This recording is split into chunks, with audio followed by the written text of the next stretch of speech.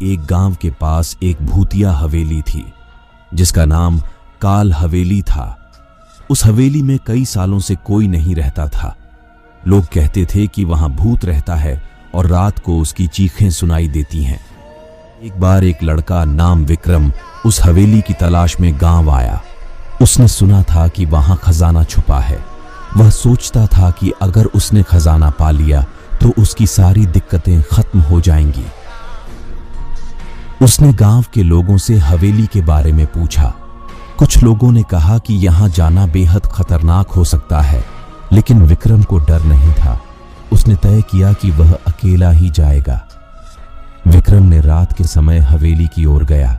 हवेली की भयानक दीवारें उसे डराने की कोशिश कर रही थीं, लेकिन वह अपनी हौसले बुलंद रखते हुए आगे बढ़ा।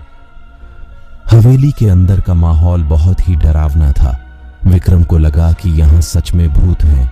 वह धीरे धीरे आगे बढ़ता रहा और अंत में खजाने की तलाश में एक कमरे में पहुंच गया। कमरे के अंदर उसने एक पुराना संगीतकार को देखा। वह बहुत ही डरावनी अवस्था में था। विक्रम ने उसे पूछा, आप कौन हो?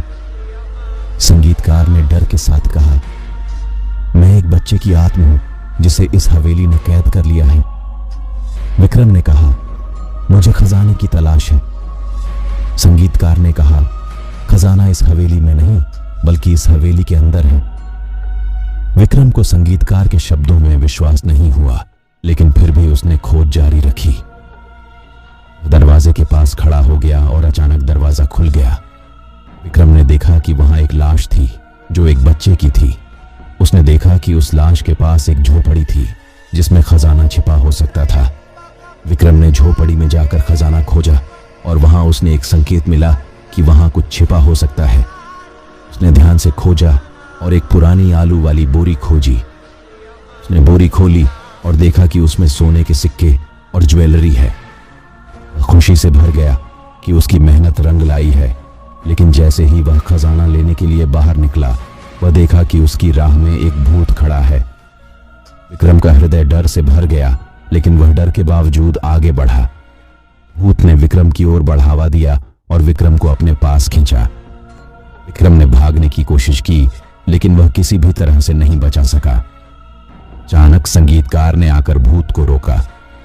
उसने कहा, तुम गलत रास्ते पर चल रहे हो। भूत ने पूछा, तुम कौन हो? संगीतकार ने कहा, मैं उस बच्चे का आत्मा हूं जिसे तुमने मेरी लाश के पास छोड़ा है।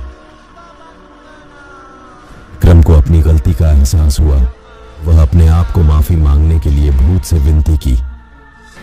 भूत ने कहा, तुम्हारी माफी को स्वीकार किया जाता है, लेकिन यह हवेली एक अभिशाप है। इसे छोड़कर जाओ और अपने जीवन को बदलो। विक्रम ने संगीतकार के साथ भूत का आशीर्वाद लिया और हवेली से बाहर निकला। वह जानता था कि वह कभी भी उस हवेली में वापस नहीं जाएगा। वह घर लौटा और लोगों को खजाने के बारे में नहीं बताया, बल्कि नई शुरुआत के लिए तैयार था।